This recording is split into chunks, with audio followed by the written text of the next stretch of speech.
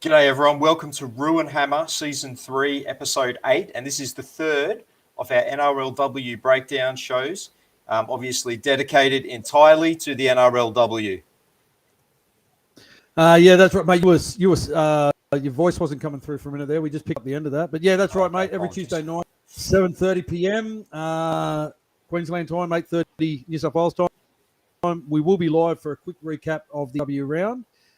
Before we get into the breakdown, though, there was some NRLW news that broke today regarding expansion and player benefits. And if you can bring that share screen up, mate. Absolutely. We can have a look at it. So basically, the NRLW has announced that the 2022 season, which will be the season that happens this year, there's going to be a salary cap increase to $350,000 per club.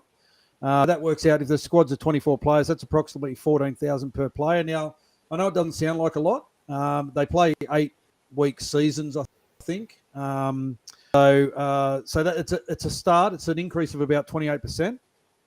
And then going into next year, the competition is going to expand to 8 teams. So there's going to be another 2 teams come in. What 2 teams they are, I don't know. It'd be great if the Warriors are back in there.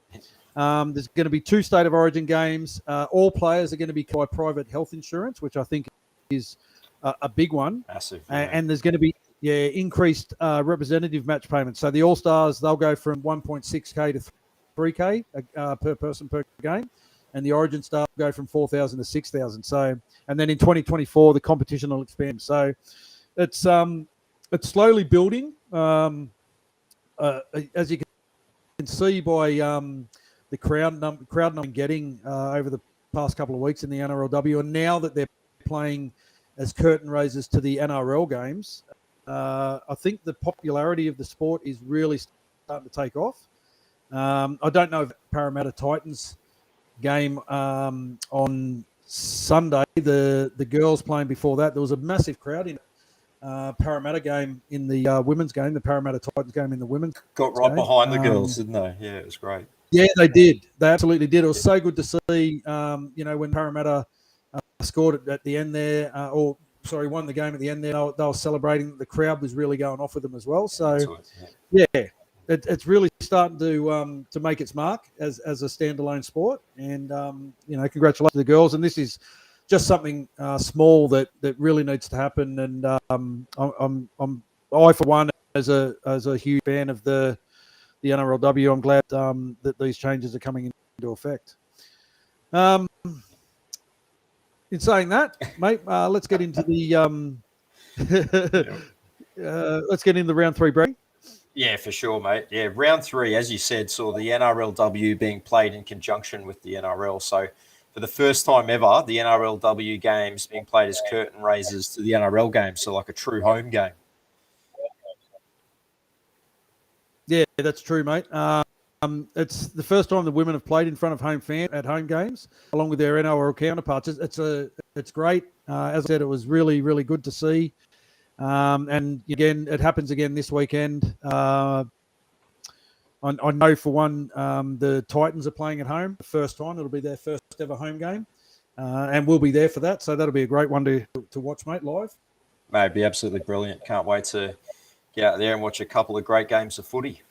Jay Harris just says it's awesome not only for current players but for our future women athletes. That's right, mate. I had a bit of a chat to one of our NRLW stars the other day, and I just basically said what they're doing now is paving the way for the future athletes in the sport, and they're breaking new ground, and they're being it's the girls that are coming through Tasha Gale at the moment that are going to be the ones that benefit from what the foundations that the wonderful stars are laying down at the moment. Yep, for sure. Yeah, no, it's great stuff, and let's just hope it continues to get better for the girls. Absolutely, mate. Let's take a look at some of these round 3 fixtures. The first game was played between the Roosters and the Newcastle Knights. The Roosters came away with a 28-12 win. The Roosters 28. Parker with a double. Kelly, Koenig, Joseph, and Surgis with tries. Southwell 1 from 3, and Tamara 1 from 3. And the Knights 12. Teetsel and Nuasala with the tries, and Kira Dibb kicking 2 from 2. The Roosters lined up as named on Tuesday, but the Knights with a few changes to line up. Obviously, Kira Dib and Shante Poko starting in the halves, and Phoebe Desmond moving back to lock. Yeah, mate, it was the battle of the competition cellar dwellers, this one. And I said in our break this week that the Roosters have too good a roster to be, stone motherless last on the ladder. The incident of Corby Baxter, after missing the opening 2 rounds due to COVID, really balanced that Roosters team out. Yeah, well, yes, the Roosters, they claimed their first win of the NRLW season as their attack clicked into gear. The 28-12 win against the Knights side, whose finals hopes they literally now hang by a thread. And the Roosters, they had a hot start, race out to a 10-0 lead with tries to Bridie Parker and Isabel Kelly in the 9th and 13th minutes. But then the Knights did respond with Romy Teitzel in the 24th to make it a 4-point ball game right on halftime. Yeah, Knights prop Toko Toru Arakua. She was sin bin late in the first half for successive dangerous tackles, with the Roosters catching it early in the second try. Olivia Koenig's charge down and regather off in bounce stretched the Roosters' lead while Arakua was still off. So really costly for Arakua to be in the bin. Nuasala kept the Knights in it with a powerful barge over next to the post to make it 18-12 with 17 to play. But, a Knights error in their own 10 handed the Roosters a golden chance to seal the result, with Keely Joseph carving through for her an NRLW try. And then Jess Surges iced would win with 3 minutes from full time with a try to herself.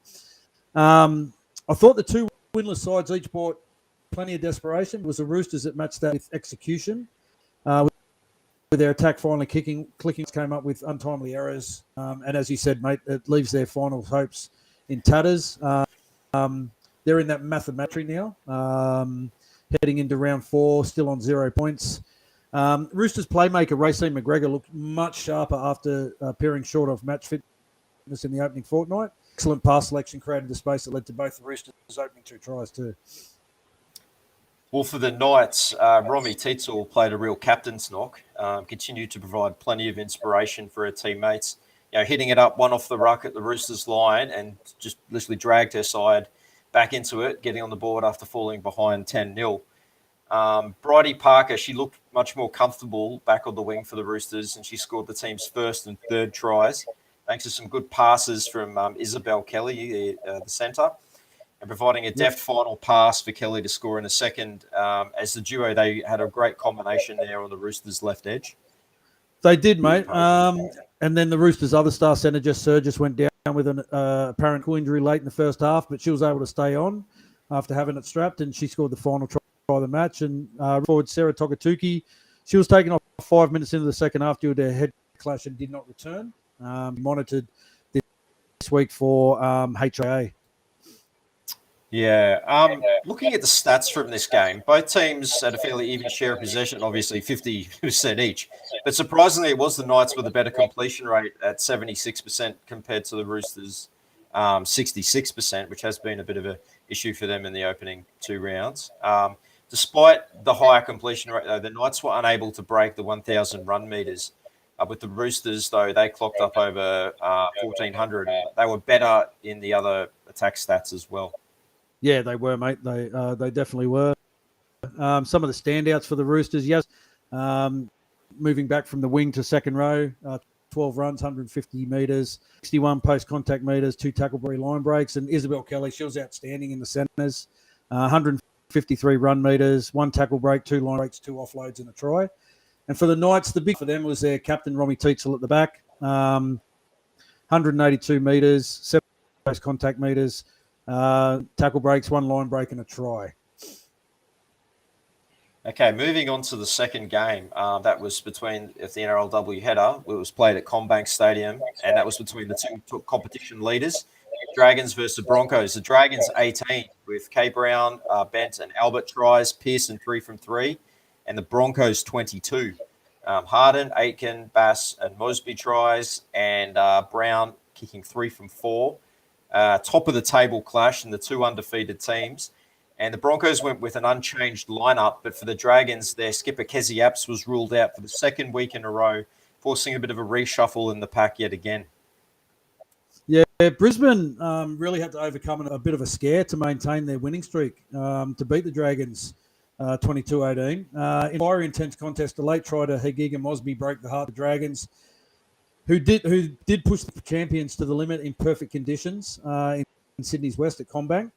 With scores level at 18-all, it was a play on the left edge with points for the Broncos, and they've extended their winning streak to 10 since 2019. It's unbelievable. It is. Earlier, the Broncos, they took a 12-6 lead into the break, but were dealt a blow early in the second half with their star fullback Tamika Upton failing to return from her HIA assessment. But St George, they levelled the score shortly after with a runaway try to back rower Shaylee Bent, and that set up an absolute grandstand finish in what was a fiery clash between two sides at the top of the table. You wouldn't expect any less.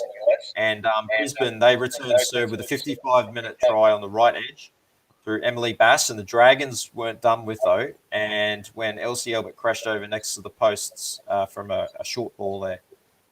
Yeah, St George Warriors 18 points was the most points ever scored against Brisbane during a game in the NRLW history. It's amazing, isn't it? It's unbelievable. And as you said, Broncos fullback Tamika Upton and Dragons winger Keely Brown both left the field in the 38th minute after clashing heads. Broncos utility Jada Ferguson was placed on report in the 45th minute for an alleged hair pull. Haven't heard of that one.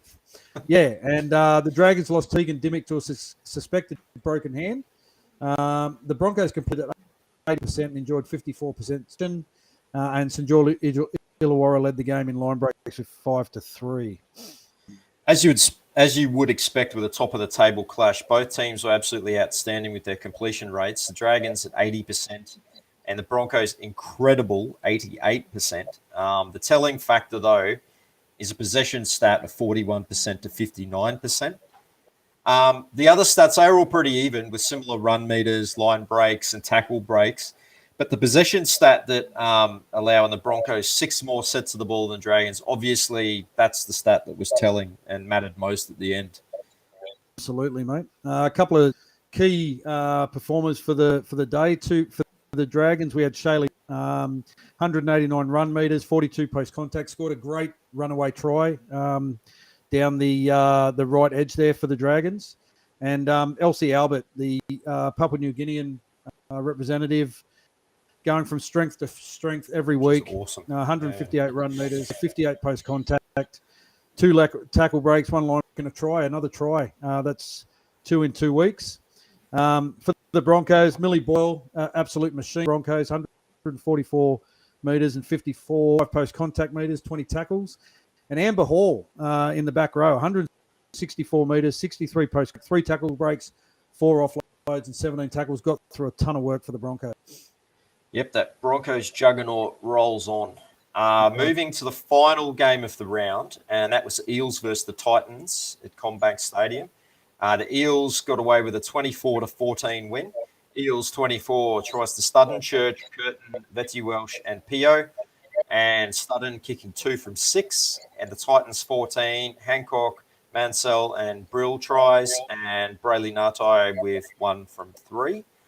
A few changes for the Eels heading into the game, though, with Rekaya Horn ruled out and Abby Church called in to make an NRLW debut. And veteran hooker Nita Maynard ruled out, with Shirley Mailangi taking her spot in the starting side. And the Titans moved Jessica Elliston back to the bench with April Natapuna starting in the front row there. Yeah, mate, it was a dazzling display by multi All-Star Bo Vetty Welsh, who led Prada to a 24-14 win over Gold Coast. Vetty Welsh scored a crucial try and set a new record for most metres gained in an NRLW match as the Eels grabbed their second win of the season. It took the Eels just 4 minutes to open the screw halfback Maddie Studden, taking the final pass of centre Tiana Penatani. And in the 10th minute, it was Penatani using her strength to hold off Tigers and giving the final pass for Abby Church to score. Yeah, and already behind by 8 points, the Titans found themselves a player down as well when Tasman Gray was put on report and sin binned for a crusher tackle on Vetty Welsh. Steph Hancock, though, she put the Titans back in the match with her first try of her NRLW career. I saw her score a try in the State of Origin that night, though. Mate, it was her 40th. It was her 40th birthday on Sunday too. She scored on her 40th birthday. Yeah. Well done. What a legend. I know. Yeah. She's veteran of Queensland State of Origin team. She scored a good try that night we went out there. So, yeah, good on you, Steph. Yep. The 19th minute she scored that try before winger Hayley J. Mansell celebrated her debut with a try in the left corner. And the visitors remarkably hit the front despite being down to 12 players.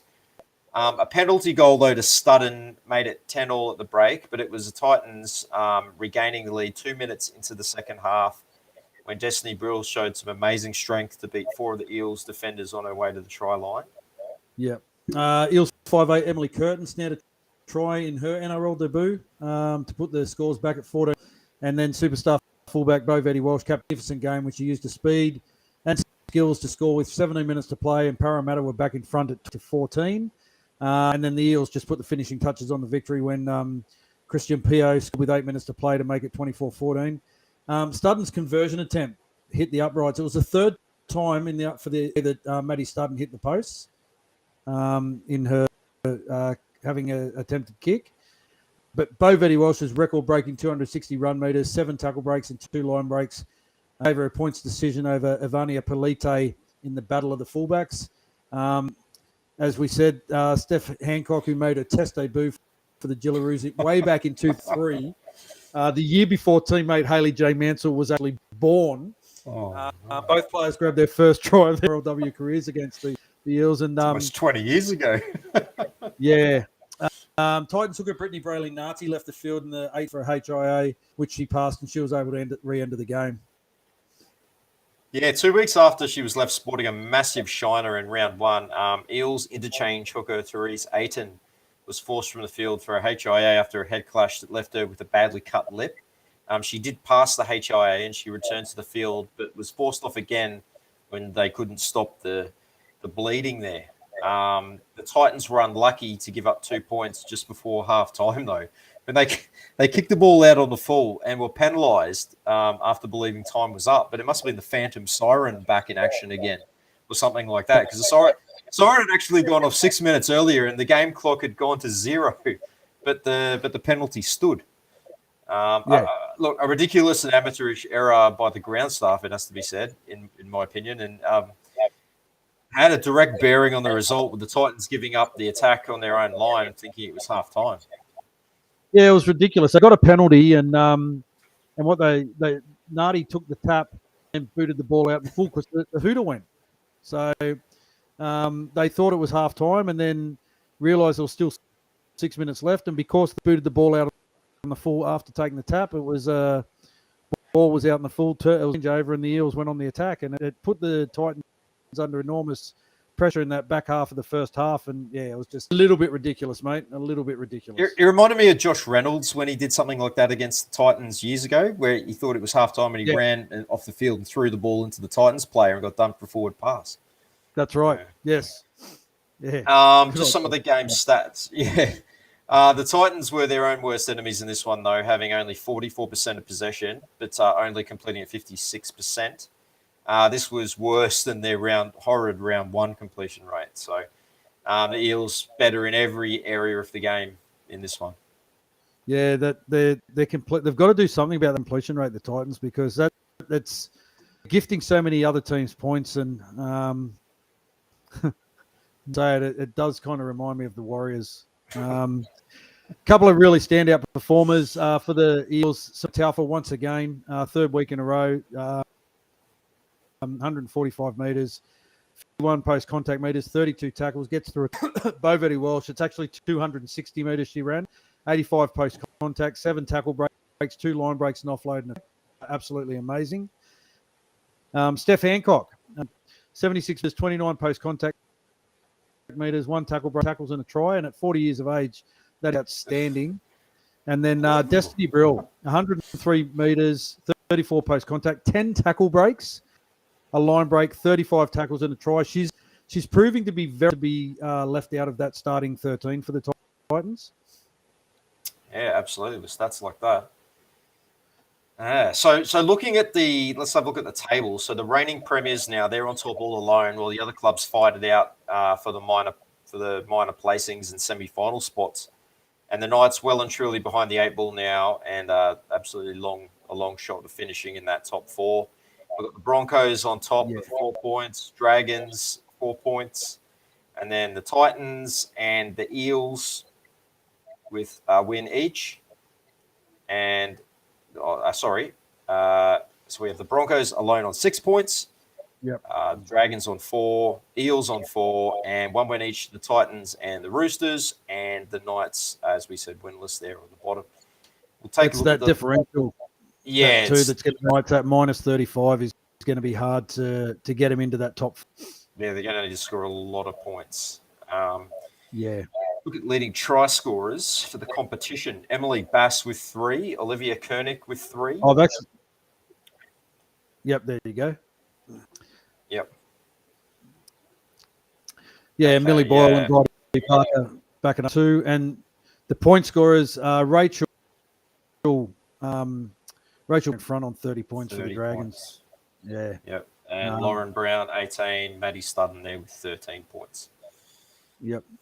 All right, mate, let's look at the changes for round 4. The first game is going to be at 11:50 p.m. local time, day 19th of March at Super Stadium. We're going to be at this one. It's a curtain raiser to the Warriors game on Saturday.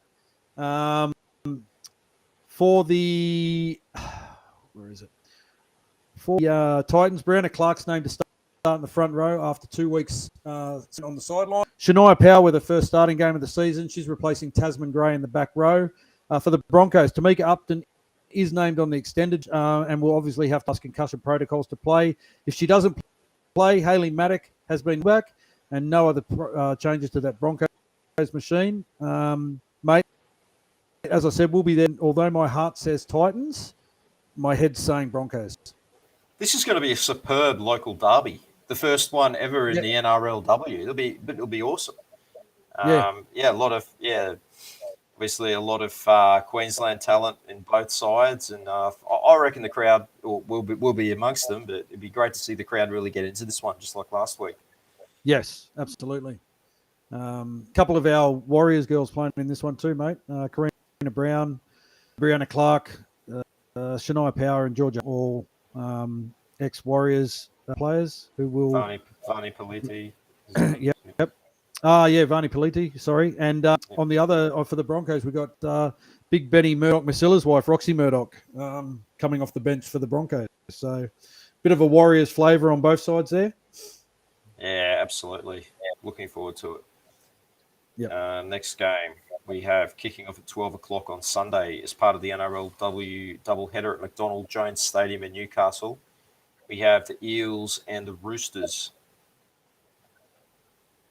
For the Eels, we've got Vedi Welsh, Navidi, Penatani, Daniels, Horn, Katani, Studden, Hanisi, Maynard, Cherrington, Pio, Wright, Taufa, Mailangi, Church, Natukotoka, and Johnston in the 17. And for the Roosters, Baxter, Tafuga, Surgis, Kelly, Mapusa, Tamara, McGregor, Togatuki, Higgins, Hill, Moana, Meeks, Koenig, Southwell on the bench, Kelleher, Joseph, Predin, and Economist. Yeah, mate, this one for me, I'm excited about this game. The Eels are really proving to be a force in the competition, and the Roosters finally found some form last week for a much-needed win. The Eels welcome back Rakea Horn on the wing, and Nada Hooker, 2 experienced campaigners who did not play last week. And for the Roosters, Zahara named a partner, Racine McGregor in the halves, and I think this is Roosters' best halves pairing moving forward. Racine McGregor really starting to find her feet now. And our Wahine Toa 44, Samantha Economist, is named on the bench for her first game of the season. She was named in round 1 for the Roosters, old Sam. She had COVID, so she's been out for a couple of weeks, and she's fought her way back into the 17. So, yeah, really looking forward to this one. I think the Roosters might Eels in a tight one, though. Yeah, they look like they're starting to come good. Might have just played them back into form last week. Too much I think class so. in that side for them to be down for too long. The final round kicking off at 1:45 p.m. at McDonald Jones Stadium as the Knights hosting the Dragons.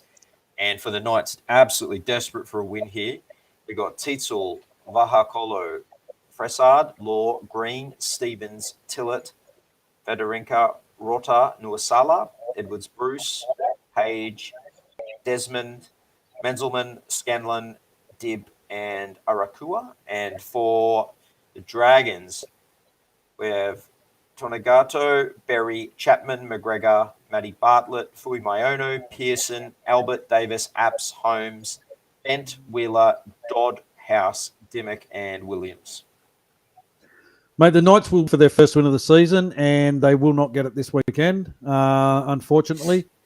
It's an all-Kiwi Ferns front row for the Knights. Federica, Rota, and Nuasala.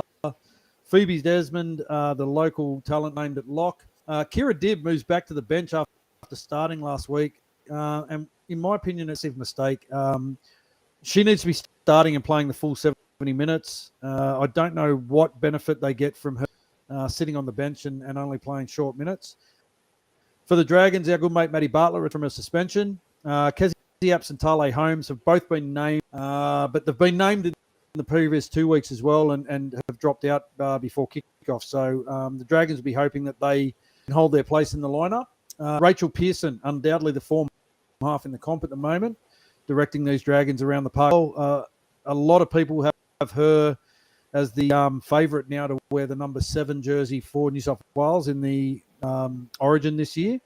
She's a local girl comes from the Helensburgh Tigers or Tiger Lilies, and she's been making every post a winner in the NRLW this season. I think the Dragons will win comfortably, mate.